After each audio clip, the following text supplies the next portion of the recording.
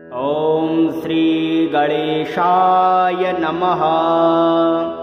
श्री विष्णु अष्टोत्तरशतनाम स्तोत्रम्। अष्टोत्तरशतं नाम्नां विष्णोरतुलतेजसः यस्य श्रवणमात्रेण नरो नारायणो भवेत्। विष्णुर्जिष्णुर्वखट्कारो देवदेवो वृषाकपिः दामोदरो दीनबन्धु रादिदेवोदिते स्तुतः। पुण्डरीकपरानन्दः परमात्मा परात्परः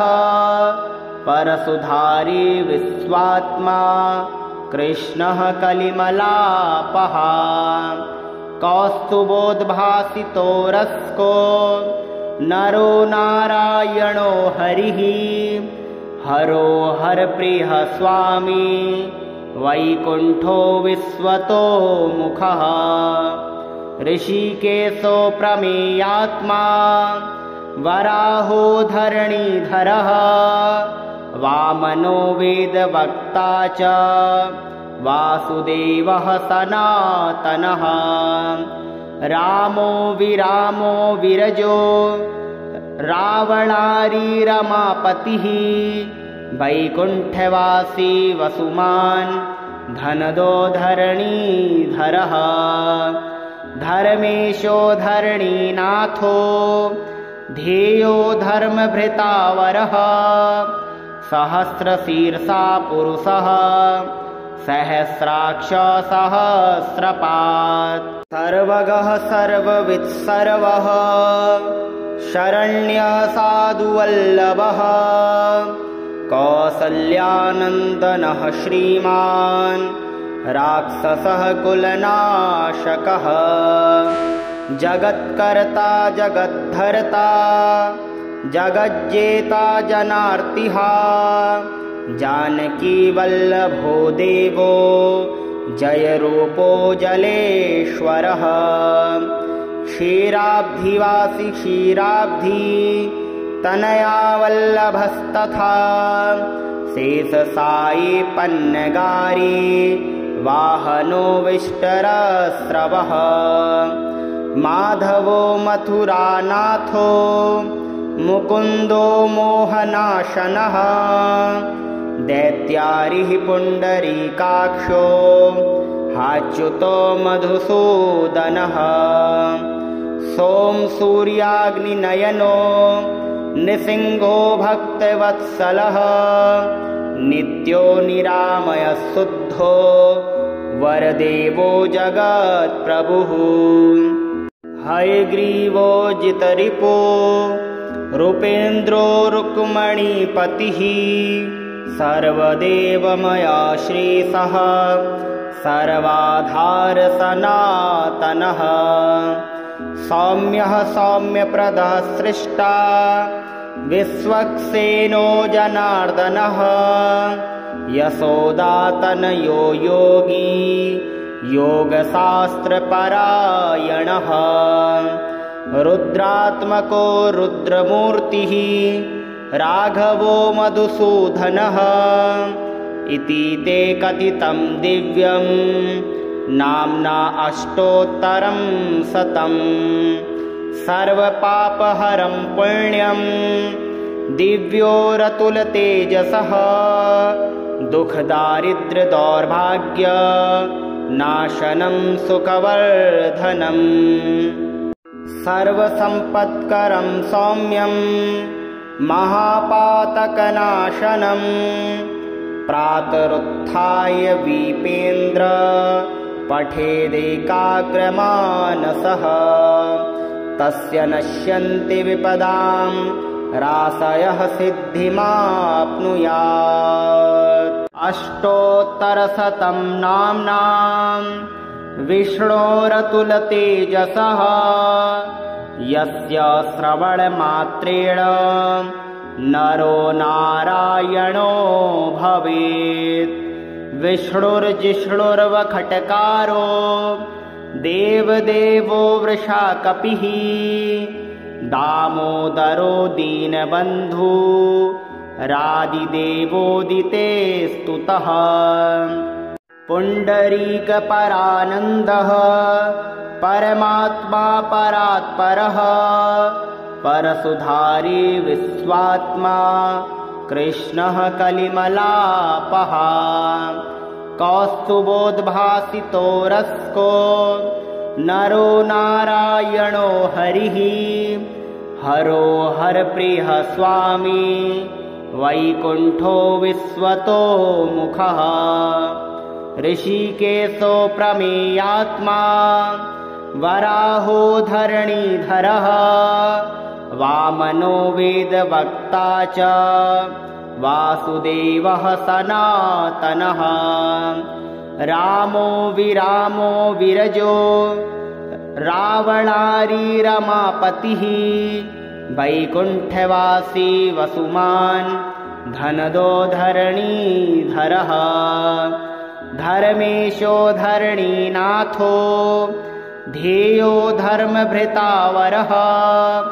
सहस्रशीर्षा पुरुषः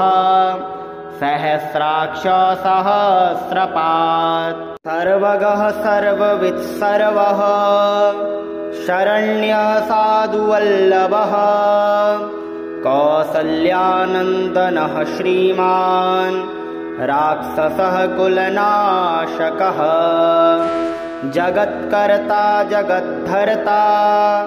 जगज्जेता जनार्तिः जानकी वल्लभो देवो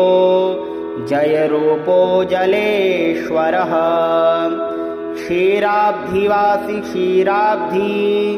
तनया वल्लभस्तथा शेषसायी पन्नगारी वाहनो विष्टरस्रवः माधवो मथुरानाथो मुकुन्दो मोहनाशनः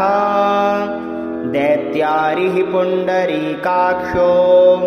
हाच्युतो मधुसूदनः सोमसूर्याग्निनयनो निसिंहो भक्तवत्सलः नित्यो निरामयः शुद्धो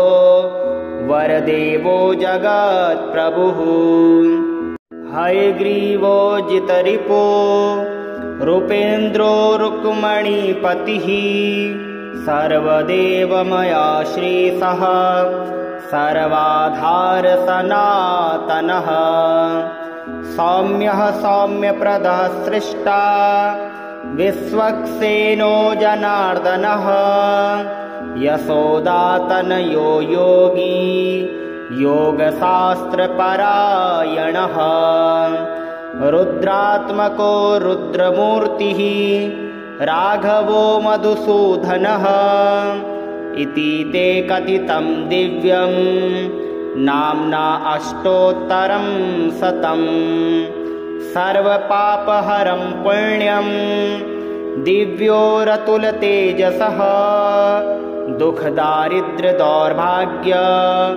नाशनं सुखवर्धनम् सर्वसम्पत्करं सौम्यं महापातकनाशनं प्रातरुत्थाय विपेन्द्र पठेदेकाग्रमानसः तस्य नश्यन्ति विपदां रासयः सिद्धिमाप्नुयात् अष्टोत्तरशतं नाम्नां विष्णोरतुलतेजसः यस्य श्रवणमात्रेण नरो नारायणो भवेत् विष्णुर्जिष्णुर्वखट्कारो देवदेवो वृषा कपिः दामोदरो दीनबन्धु रादिदेवोदिते स्तुतः पुण्डरीकपरानन्दः परमात्मा परात्परः परसुधारी विश्वात्मा कृष्णः कलिमलापः कौस्तुभोद्भासितो रस्को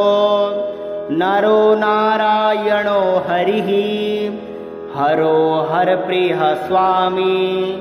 वैकुण्ठो विश्वतो मुखः ऋषिकेशो प्रमेयात्मा वराहो धरणीधरः वामनो वेदवक्ता च वासुदेवः सनातनः रामो विरामो विरजो रावणारी रमापतिः वैकुण्ठवासी वसुमान् धनदो धरणीधरः धर्मेशो धरणीनाथो ध्येयो धर्मभृतावरः सहस्रशीर्षा पुरुषः सहस्राक्ष सहस्रपात् सर्वगः सर्ववित् सर्वः शरण्यः साधुवल्लभः कौसल्यानन्दनः श्रीमान् राक्षसः कुलनाशकः जगत्कर्ता जगद्धर्ता जगज्जेता जनार्तिः जानकी वल्लभो देवो जयरूपो जलेश्वरः क्षीराब्धिवासी क्षीराब्धि तनया वल्लभस्तथा शेषसायी पन्नगारी वाहनो विष्टरस्रवः माधवो मथुरानाथो मुकुन्दो मोहनाशनः दैत्यारिः पुण्डरीकाक्षो हाच्युतो मधुसूदनः सोमसूर्याग्निनयनो निसिंहो भक्तवत्सलः नित्यो निरामयः शुद्धो वरदेवो जगत्प्रभुः हयग्रीवो जितरिपो रूपेन्द्रो रुक्मणीपतिः सर्वदेवमयाश्रीसः सर्वाधार सनातनः सौम्यः सौम्यप्रदः सृष्टा विश्वक्सेनो जनार्दनः यशोदातनयो योगी योगशास्त्रपरायणः रुद्रात्मको रुद्रमूर्तिः राघवो मधुसूदनः इति ते कथितं दिव्यं नाम्ना अष्टोत्तरं शतम् सर्वपापहरं पुण्यं दिव्योरतुलतेजसः दुःखदारिद्र्यदौर्भाग्य नाशनं सुखवर्धनम् सर्वसम्पत्करं सौम्यं महापातकनाशनं प्रातरुत्थाय विपेन्द्र पठेदेकाग्रमानसः तस्य नश्यन्ति विपदां राशयः सिद्धिमाप्नुयात् अष्टोत्तरशतं नाम्नां विष्णोरतुलतेजसः यस्य श्रवणमात्रेण नरो नारायणो भवेत् विष्णुर्जिष्णुर्वखट्कारो देवदेवो वृषाकपिः दामोदरो दीनबन्धु रादिदेवोदिते स्तुतः पुण्डरीकपरानन्दः परमात्मा परात्परः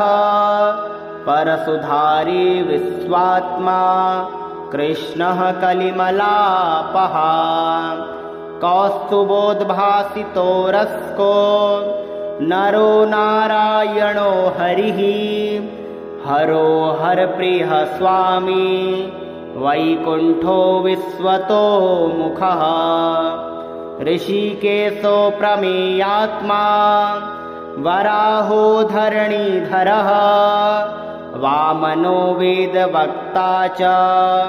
वासुदेवः सनातनः रामो विरामो विरजो रावणारी रमापतिः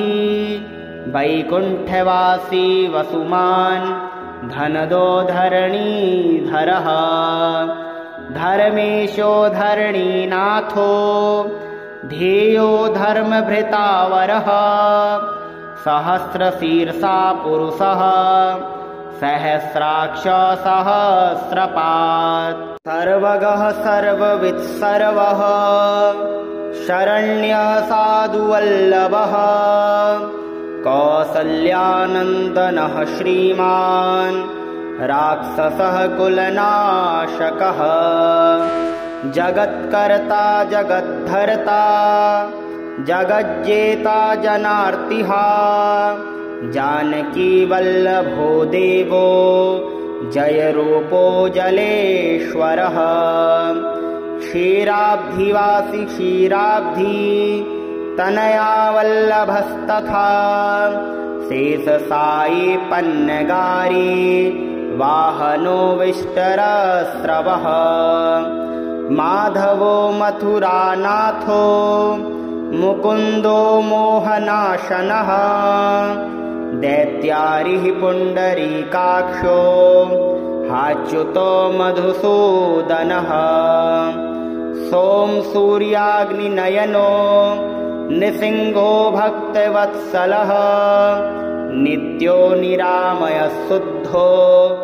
वरदेवो जगत्प्रभुः हयग्रीवो जितरिपो रूपेन्द्रो रुक्मणीपतिः सर्वदेवमया श्रीसः सर्वाधार सनातनः सौम्यः सौम्यप्रदः सृष्टा विश्वक्सेनो जनार्दनः यशोदातनयो योगी योगशास्त्रपरायणः रुद्रात्मको रुद्रमूर्तिः राघवो मधुसूदनः इति ते कथितं दिव्यं नाम्ना अष्टोत्तरं शतम् सर्वपापहरं पुण्यं दिव्योरतुलतेजसः दुःखदारिद्र्यदौर्भाग्य नाशनं सुखवर्धनम् सर्वसम्पत्करं सौम्यं महापातकनाशनम् प्रातरुत्थाय विपेन्द्र पठेदेकाग्रमानसः तस्य नश्यन्ति विपदां राशयः सिद्धिमाप्नुयात् अष्टोत्तरशतं नाम्नां विष्णोरतुलतेजसः यस्य श्रवणमात्रेण नरो नारायणो भवेत् विष्णुर्जिष्णुर्वखट्कारो देवदेवो वृषाकपिः दामोदरो दीनबन्धु रादिदेवोदिते स्तुतः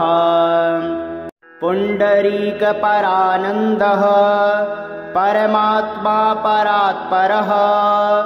परसुधारी विश्वात्मा कृष्णः कलिमलापः कौस्तुभोद्भासितो रस्को नरो नारायणो हरिः हरो हरप्रियः स्वामी वैकुण्ठो विश्वतो मुखः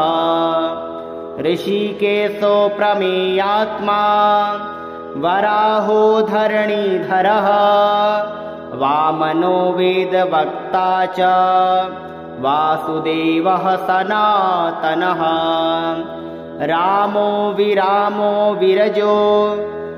रावणारी रमापतिः वैकुण्ठवासी वसुमान् धनदो धरणीधरः धर्मेशो धरणीनाथो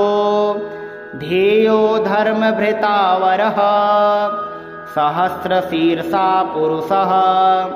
सहस्राक्ष सहस्रपात् सर्वगः सर्ववित् सर्वः शरण्यः साधुवल्लभः कौसल्यानन्दनः श्रीमान् राक्षसः कुलनाशकः जगत्कर्ता जगद्धर्ता जगज्जेता जनार्तिः जानकी वल्लभो देवो जयरूपो जलेश्वरः क्षीराब्धिवासी क्षीराब्धि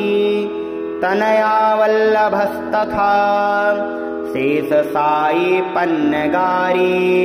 वाहनो विष्टरस्रवः माधवो मथुरानाथो मुकुन्दो मोहनाशनः दैत्यारिः पुण्डरीकाक्षो हाच्युतो मधुसूदनः सोमसूर्याग्निनयनो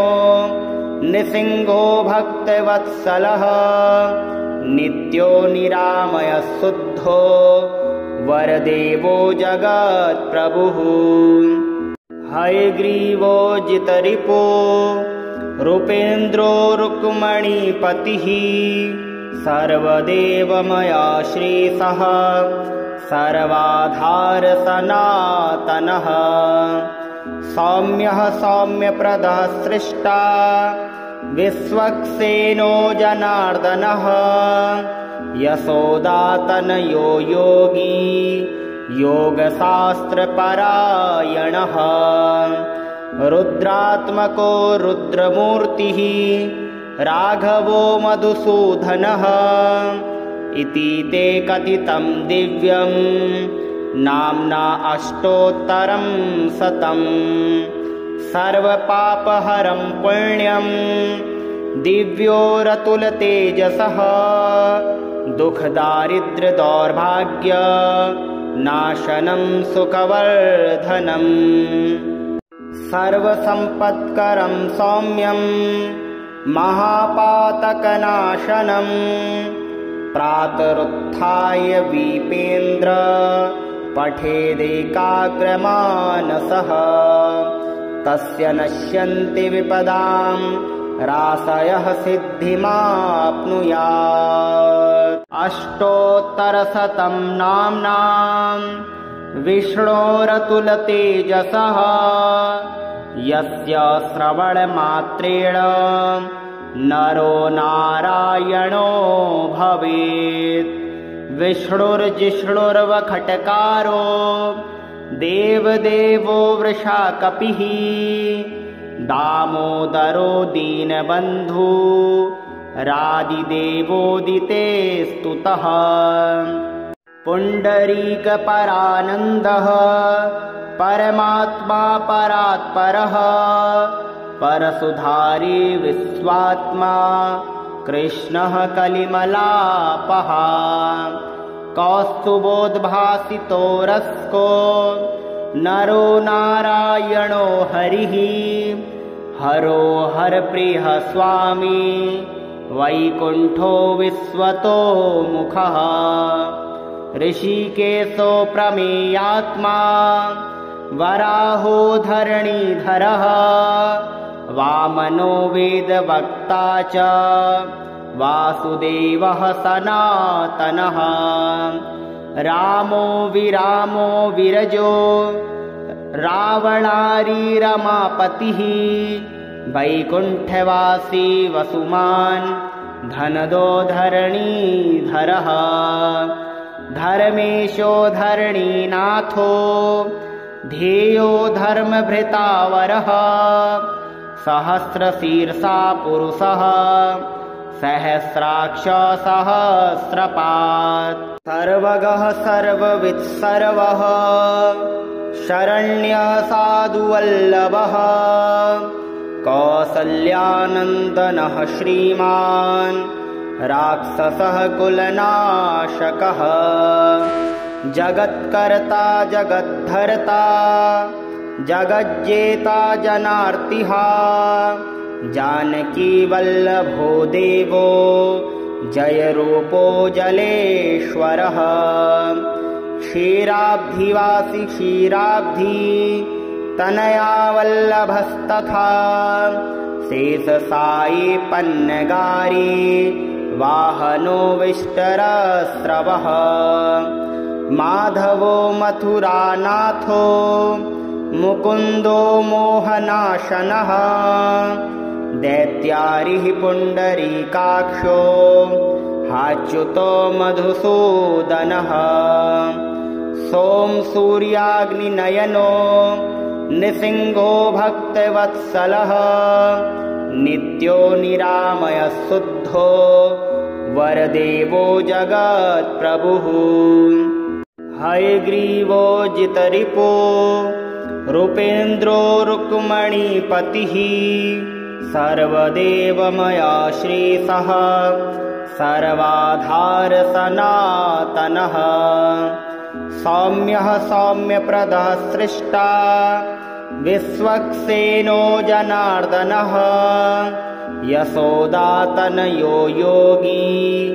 योगशास्त्रपरायणः रुद्रात्मको रुद्रमूर्तिः राघवो मधुसूदनः इति ते कथितं दिव्यं नाम्ना अष्टोत्तरं शतं सर्वपापहरं पुण्यं दिव्योरतुलतेजसः दुःखदारिद्र्यदौर्भाग्य नाशनं सुखवर्धनम् सर्वसम्पत्करं सौम्यं महापातकनाशनं प्रातरुत्थाय विपेन्द्र पठेदेकाग्रमानसः तस्य नश्यन्ति विपदां राशयः सिद्धिमाप्नुयात् अष्टोत्तरशतं नाम्नां विष्णोरतुलतेजसः यस्य श्रवणमात्रेण नरो नारायणो भवेत् विष्णुर्जिष्णुर्वखट्कारो देवदेवो वृषाकपिः दामोदरो दीनबन्धु रादिदेवोदिते स्तुतः पुण्डरीकपरानन्दः परमात्मा परात्परः परसुधारी विश्वात्मा कृष्णः कलिमलापः कौस्तुभोद्भासितो रस्को नरो नारायणो हरिः हरो हरप्रियः स्वामी वैकुण्ठो विश्वतो मुखः ऋषिकेशो प्रमेयात्मा वराहो धरणीधरः वामनो वेदवक्ता च वासुदेवः सनातनः रामो विरामो विरजो रावणारी रमापतिः वैकुण्ठवासी वसुमान् धनदो धरणीधरः धर्मेशो धरणीनाथो ध्येयो धर्मभृतावरः सहस्रशीर्षा पुरुषः सहस्राक्ष सहस्रपात् सर्वगः सर्ववित् सर्वः शरण्यः साधुवल्लभः कौसल्यानन्दनः श्रीमान् राक्षसः कुलनाशकः जगत्कर्ता जगद्धर्ता जगज्जेता जनार्तिः जानकी वल्लभो देवो जयरूपो जलेश्वरः क्षीराब्धिवासी क्षीराब्धि तनया वल्लभस्तथा शेषसायी पन्नगारी वाहनो विष्टरस्रवः माधवो मथुरानाथो मुकुन्दो मोहनाशनः दैत्यारिः पुण्डरीकाक्षो हाच्युतो मधुसूदनः सोमसूर्याग्निनयनो निसिंहो भक्तवत्सलः नित्यो निरामयः शुद्धो वरदेवो जगत्प्रभुः हयग्रीवो जितरिपो रूपेन्द्रो रुक्मणीपतिः सर्वदेवमया श्रीसः सर्वाधार सनातनः सौम्यः सौम्यप्रदः सृष्टा विश्वक्सेनो जनार्दनः यशोदातनयो योगी योगशास्त्रपरायणः रुद्रात्मको रुद्रमूर्तिः राघवो मधुसूदनः इति ते कथितं दिव्यं नाम्ना अष्टोत्तरं शतं सर्वपापहरं पुण्यं दिव्योरतुलतेजसः दुःखदारिद्र्यदौर्भाग्य नाशनं सुखवर्धनम् सर्वसम्पत्करं सौम्यं महापातकनाशनं प्रातरुत्थाय विपेन्द्र पठेदेकाग्रमानसः तस्य नश्यन्ति विपदां राशयः सिद्धिमाप्नुयात् अष्टोत्तरशतं नाम्नां विष्णोरतुलतेजसः यस्य श्रवणमात्रेण नरो नारायणो भवेत् विष्णुर्जिष्णुर्वखट्कारो देवदेवो वृषाकपिः दामोदरो दीनबन्धु रादिदेवोदिते स्तुतः पुण्डरीकपरानन्दः परमात्मा परात्परः परसुधारी विश्वात्मा कृष्णः कलिमलापः कौस्तुभोद्भासितो रस्को नरो नारायणो हरिः हरो हरप्रियः स्वामी वैकुण्ठो विश्वतो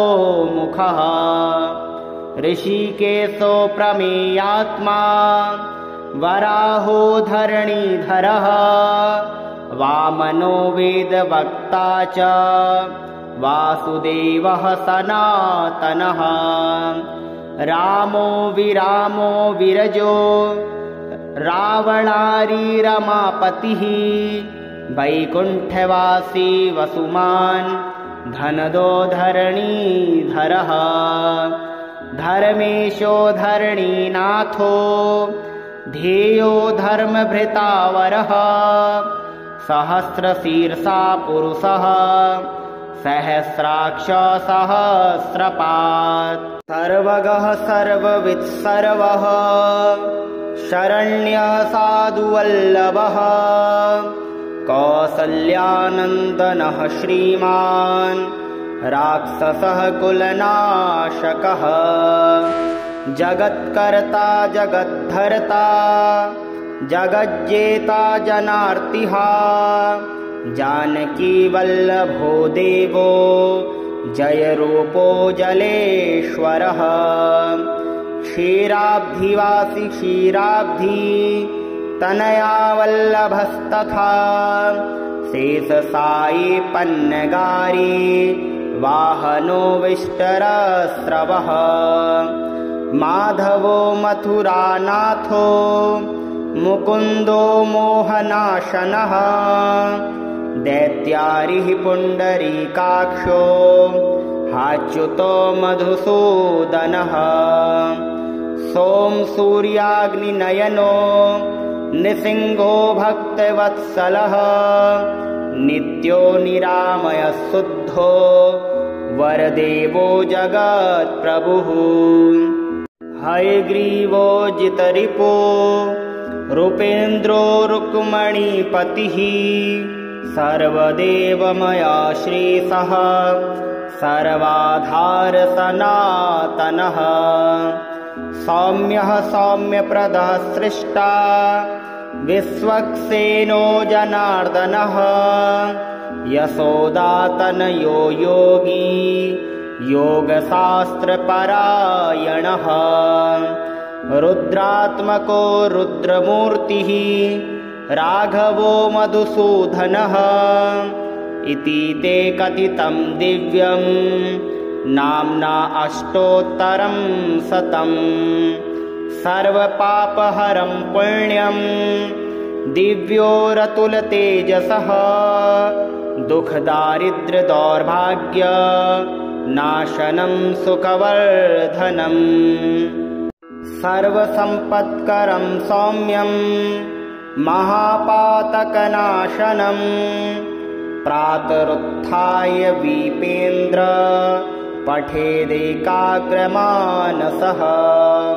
तस्य नश्यन्ति विपदां रासयः सिद्धिमाप्नुयात् अष्टोत्तरशतं नाम्नां विष्णोरतुलतेजसः यस्य श्रवणमात्रेण नरो नारायणो भवेत् विष्णुर्जिष्णुर्वखट्कारो देवदेवो वृषाकपिः दामोदरो दीनबन्धु रादिदेवोदिते स्तुतः पुण्डरीकपरानन्दः परमात्मा परात्परः परसुधारी विश्वात्मा कृष्णः कलिमलापः कौस्तुभोद्भासितो रस्को नरो नारायणो हरिः हरो हरप्रियः स्वामी वैकुण्ठो विश्वतो मुखः ऋषिकेशो प्रमेयात्मा वराहो धरणीधरः वामनो वेदवक्ता च वासुदेवः सनातनः रामो विरामो विरजो रावणारी रमापतिः वैकुण्ठवासी वसुमान् धनदो धरणीधरः धर्मेशो धरणीनाथो ध्येयो धर्मभृतावरः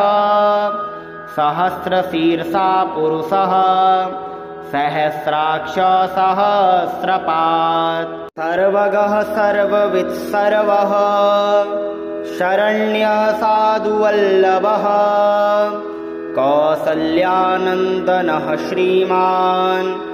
राक्षसः कुलनाशकः जगत्कर्ता जगद्धर्ता जगज्जेता जनार्तिः जानकी वल्लभो देवो जयरूपो जलेश्वरः क्षीराब्धिवासी क्षीराब्धि तनया वल्लभस्तथा शेषसायी पन्नगारी वाहनो विष्टरस्रवः माधवो मथुरानाथो मुकुन्दो मोहनाशनः दैत्यारिः पुण्डरीकाक्षो हाच्युतो मधुसूदनः सोमसूर्याग्निनयनो निसिंहो भक्तवत्सलः नित्यो निरामयः शुद्धो वरदेवो जगत्प्रभुः हयग्रीवो जितरिपो रूपेन्द्रो रुक्मणीपतिः सर्वदेवमया श्रीसः सर्वाधार सनातनः सौम्यः सौम्यप्रदः सृष्टा विश्वक्सेनो जनार्दनः यशोदातनयो योगी योगशास्त्रपरायणः रुद्रात्मको रुद्रमूर्तिः राघवो मधुसूदनः इति ते कथितं दिव्यं नाम्ना अष्टोत्तरं शतं सर्वपापहरं पुण्यं दिव्योरतुलतेजसः दुःखदारिद्र्यदौर्भाग्य नाशनं सुखवर्धनम् सर्वसम्पत्करं सौम्यं महापातकनाशनं प्रातरुत्थाय विपेन्द्र पठेदेकाग्रमानसः तस्य नश्यन्ति विपदां रासयः सिद्धिमाप्नुयात्। अष्टोत्तरशतं नाम्नां विष्णोरतुलतेजसः यस्य श्रवणमात्रेण नरो नारायणो भवेत्। विष्णुर्जिष्णुर्वखट्कारो देवदेवो वृषाकपिः दामोदरो दीनबन्धु रादिदेवोदिते स्तुतः। पुण्डरीकपरानन्दः परमात्मा परात्परः परसुधारी विश्वात्मा कृष्णः कलिमलापः। कौस्तुभोद्भासितो रस्को नरो नारायणो हरिः हरो हरप्रियः स्वामी वैकुण्ठो विश्वतो मुखः। ऋषिकेशो प्रमेयात्मा वराहो धरणीधरः वामनो वेदवक्ता च वासुदेवः सनातनः। रामो विरामो विरजो रावणारी रमापतिः वैकुण्ठवासी वसुमान् धनदो धरणीधरः। धर्मेशो धरणीनाथो ध्येयो धर्मभृतावरः सहस्रशीर्षा पुरुषः सहस्राक्ष सहस्रपात्। सर्वगः सर्ववित् सर्वः शरण्यः साधुवल्लभः कौसल्यानन्दनः श्रीमान् राक्षसः कुलनाशकः। जगत्कर्ता जगद्धर्ता जगज्जेता जनार्तिः जानकी वल्लभो देवो जयरूपो जलेश्वरः। क्षीराब्धिवासी क्षीराब्धि तनया वल्लभस्तथा शेषसायी पन्नगारी वाहनो विष्टरस्रवः। माधवो मथुरानाथो मुकुन्दो मोहनाशनः दैत्यारिः पुण्डरीकाक्षो हाच्युतो मधुसूदनः। सोमसूर्याग्निनयनो नृसिंहो भक्तवत्सलः नित्यो निरामयः शुद्धो वरदेवो जगत्प्रभुः। हयग्रीवो जितरिपो रूपेन्द्रो रुक्मणीपतिः सर्वदेवमया श्रीसः सर्वाधार सनातनः। सौम्यः सौम्यप्रदः सृष्टा विश्वक्सेनो जनार्दनः यशोदातनयो योगी योगशास्त्रपरायणः। रुद्रात्मको रुद्रमूर्तिः राघवो मधुसूदनः इति ते कथितं दिव्यं नाम्ना अष्टोत्तरं शतम्। सर्वपापहरं पुण्यं दिव्योरतुलतेजसः दुःखदारिद्र्यदौर्भाग्य नाशनं सुखवर्धनम्। सर्वसम्पत्करं सौम्यं महापातकनाशनं प्रातरुत्थाय विपेन्द्र पठेदेकाग्रमानसः तस्य नश्यन्ति विपदां रासयः सिद्धिमाप्नुयात्।